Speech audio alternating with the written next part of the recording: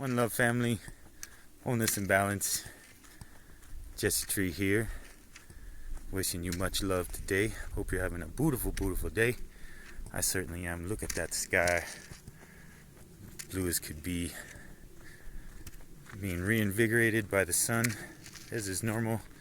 I see this as a pranic person.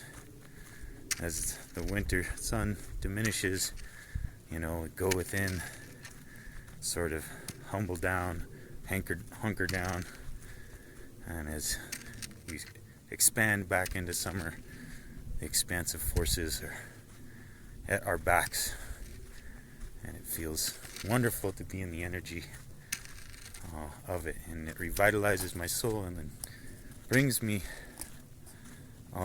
back to my sense of purpose. And I'm really wanting to scale up my vision this year.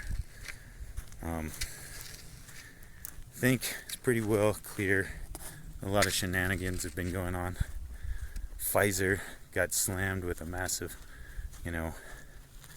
lawsuit, as did BlackRock, which, if you don't know what BlackRock is, it's a media conglomerate that owns 90% of the media, BlackRock and Vanguard. And so the news you're getting is not diverse, people. Whether it's CNN or Fox, it's divisive. We want to help try to clarify this vibration that we're all one. We are atomically connected at the quantum level. We are entangled, and we are just family. Entanglement isn't snares and knots, it's love. And I want to expand my love to the all and my service to y'all this year. And my vision is health and healing to one and all human beings, to the earth itself, to the animals, the rehabilitation, the bioremediation of it all, and moving into a higher vibration of connectivity and community through understanding this entanglement, and also with respect to our connection with the soil. Soil is being destroyed, folks. The nutrient density of your food now is 1/10 what it was in the 50s. So you have to eat like 6 or 8 oranges to get the value of one orange in terms of nutrient density. So we have to replenish and heal our soil. This is also connected with our gut microbiome, and our immunological function is now the new science.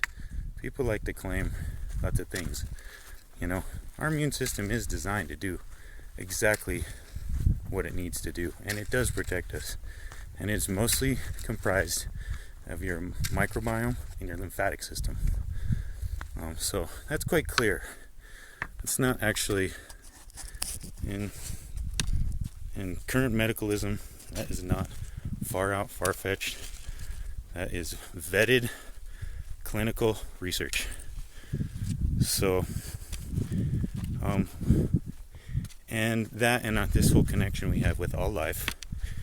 As a Buddhist, I like to. Thich Nhat Hanh talks about, you can see a cloud in a paper if you understand the connections of all things.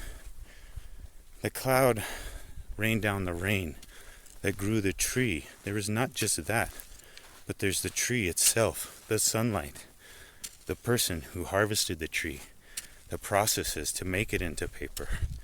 This is co-dependent origination, as we call in Buddhism. This interconnectedness of all things. So this is a wonderful thing. This is a beautiful thing. This is a gracious thing. And we need to learn to honor it as such, and understand this connection, this blessing that goes unnoticed, by actually actively cultivating the health and microbiome of human beings and the soil actively. So I am part of a business that has unlimited potential financially, as long as you're organizationally capable. I'm willing to take this on at this time. I would like to bring as many people who are ready and committed to this vision of healing land and people seriously, and go with me to whatever lengths in leadership, in healing as much and growing as much food as possible, and healing and soil, and healing people. Because at our current rate, there's not going to be soil, there's not going to be nutrient density at all for our grandchildren, great grandchildren. This is really serious, folks. Let's take this on. This is not something that will be difficult to heal. India is doing a lot of great leadership, and other places. But big projects, millions, billions of trees, rainwater harvesting, people growing their own food organically, lifting themselves out of poverty. We have to marry ecological sensitivity and economic sense. Otherwise, ecological sensitivity will go at the chopping block of economics time and time again. It's been the pattern. So let's notice the pattern and change the pattern.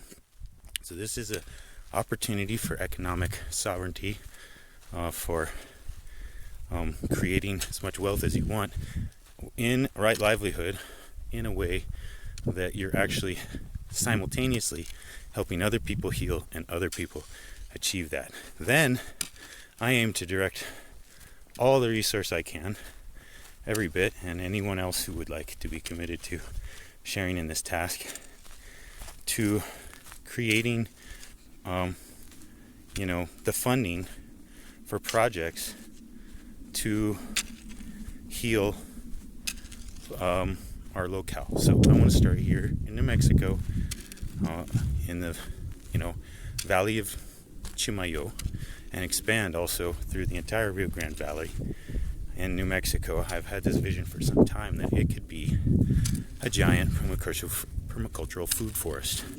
Food sovereignty locally, sequestering carbon,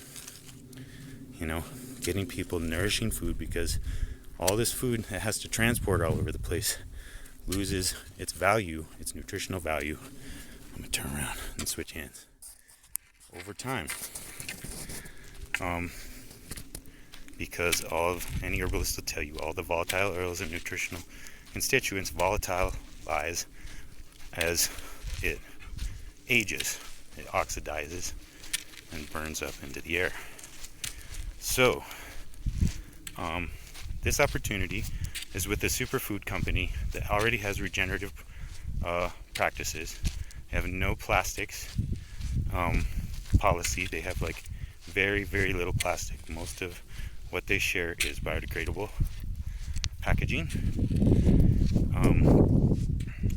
And the food is grown on a field, juiced, and specially freeze-dried to contain, I don't think it's freeze-dried, it's a patented drying technique, so I'm not clear on that, but it maintains the enzymes, raw nutrients, and because raw food has more nutrient density than any cooked food.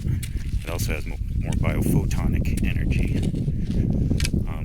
So this is also, with my vision and love of breatharianism, a way to help the people become more pranic.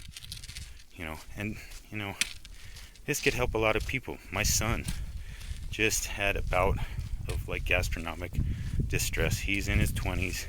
He's kind of doing the usual thing, drinking coffee, drinking beer, eating fried food,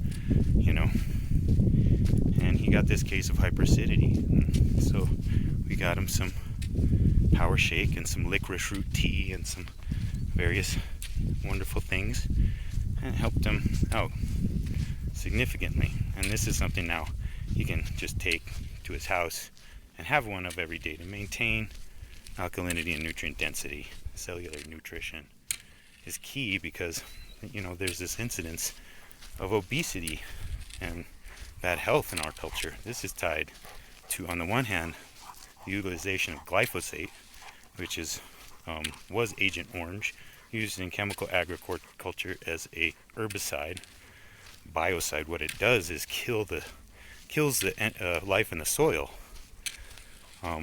So these plants that are resistant to it can just survive off, chemical fertilizer. The way to secure our children's future and the future of the planet is to heal the microbiome of the soil. It sequesters carbon. It serves the same function as it does for us in terms of creating a greater assimilation in the body, and it connects with our ability to assimilate foods. So this is of collective importance. This is going to be meaningful for our legacy. What are we going to leave our children? What are we going to leave the future generations? Are you going to take responsibility? Will you join me in this leadership role to heal yourself and heal the planet? That's what I wanted to put to you today. Yeah, and to further the point about this thing of obesity, people are starving. Their bodies want more because they can't assimilate what they get, and what they have is nutritionally poor. So, you want to get healthy and strong, immunologically resistant. You want to build prana and feel that strength. You want to be successful, create abundance, and it's taken me a long time to get around this abundance thing, because I've seen that the world is abundant, that the universe is, I always tell about pronoia, conspiring in our favor, not against us, that there's infinite energy. That's why we can be pranic. Learning herbalism, you learn, let's see, this chamisa right here, you can use it as an antiseptic wash. That pinon right there, you can make into vitamin C rich tea and eat the nuts of, and use the sap of as a decongestion and to heal wounds. There's juniper over there, hepatic, liver stimulating detoxifier, smudging with, the cedars or junipers or sage. You can, there's like a million things all around you, all the time, supporting you. The people around you are supporting you by supporting the vibration you're holding. So are you holding a vibration of lack, of, fearfulness, of worry about the future? Like, let's change that vibration. Let's transmute it by doing something about it. Something that has practical value and importance, something that can uplift the all. And so getting around this idea of abundance, been studying, the science of getting rich a little bit, and people like Neville Goddard and, these, various folks who are masterful at this whole manifestation thing that is the rave. And it has many components, but I won't get into the science thereof right now, but this whole idea of using money not miserly, in a hoarding, greedy way, willing to do harmful things for others, that's wrong view in Buddhist terms. That's wrong livelihood. If you're making money at the detriment of others, it doesn't matter even if you're doing well in your own life, by your own family. I saw this with my family. My dad was a nuclear engineer, helped build nuclear weapons, and the karma of that. I feel, a responsibility to this world, He got into it on the true auspices in his heart of wanting to have clean energy security for the future. This is where there's, the discussion of energy is a huge one. But this is right livelihood we're talking about right now. And right livelihood is this whole thing of brain-heart coherence. Does your mind and your heart coincide? Do they harmonize together, or are they at odds with one another? This is, for me, a great opportunity to seeing through the permacultural lens of the problem is the solution. We see this separation in the world in terms of intentional, in my view, created and study, and I won't get into that now either, but created divisiveness. Many of you have studied this yourselves, so there's no need. And those who haven't, get with it. If you're not creating your own reality, someone else is creating one for you. So let's dream together a future vision of peacefulness, of one-heartedness, of loving kindness, of naturalness, of healing the things we've done, transmuting the energy instead of trying to sequester it, suppress it. And everything going on in the world, the posturing and Russia and so forth, it's all a reflection of an inner battle that every one of us is having.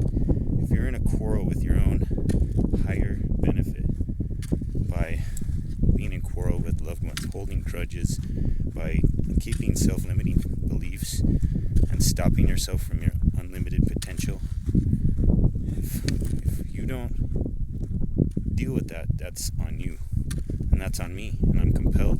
It's time to move, it's time to act. We can now galvanize, and many of us see clearly, quite clearly, has been revealed. That's what I believe is happening, is revelation. The revelation in the sense of being, we're getting the truth revealed ever further. How many of us are meditating? How many of us are dealing with diet? How many of us are taking care of our physical health, trying to work in right livelihood, visualize a higher potential for our future? Let's do this, people. This could be really potent and powerful. So I hope you'll join me. If you're ready to level up and create this change with me, DM me, contact me. You can also check me out at ziapermaculture.com or Zia Energetics LLC at gmail.com. So I hope you're having a beautiful day. I hope you got something from this. One love, family. Be well.